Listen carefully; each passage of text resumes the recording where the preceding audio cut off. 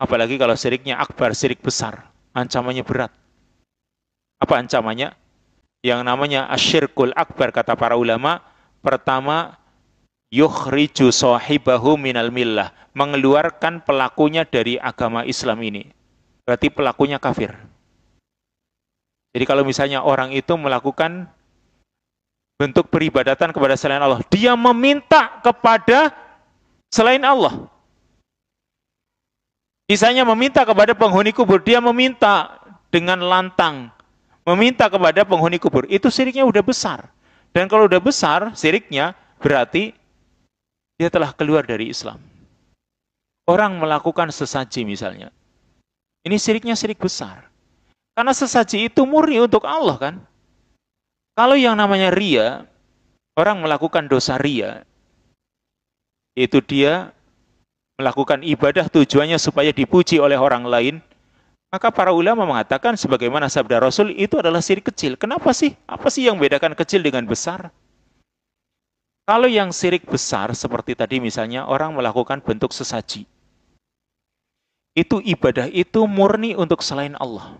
Tidak ada yang untuk Allah sedikit pun. Sedangkan kalau seperti ria, itu masih ada yang untuk Allah, masih ada yang untuk selain Allah. Orang sholat, kan sholatnya ada yang untuk Allah. Lalu ada juga yang sebagian untuk manusia supaya orang memujinya. Maka itu dinamakan syiriknya syirik kecil. Sedangkan kalau syirik besar, menjadikan pelakunya itu keluar dari Islam. Kafir dia. Lalu yukhallid sahibahu finnar, membuat pelakunya kekal di neraka selamanya.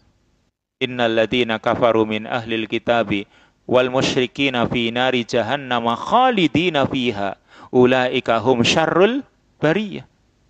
Ini orang-orang musyrik, mereka itu khalidina fiha, kekal di neraka selamanya.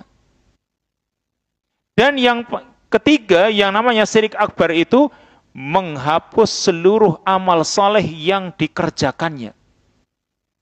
Jadi seandainya orang itu banyak melakukan amal soleh, tapi ternyata dia melakukan syirik besar. Mungkin tadi bentuknya sesaji, atau mungkin yang lain, karena syirik itu kan macam-macamnya banyak. Atau contoh-contohnya banyak. Ini ketika melakukan kesyirikan ini, semua amalan yang kemarin dilakukan, tidak ada manfaatnya sama sekali, karena semuanya sudah terhapus di sisi Allah. Kan bahaya sekali. Makanya ini ditempatkan di urutan yang pertama, asyirku billah, syirik kepada Allah, merusak agama ini.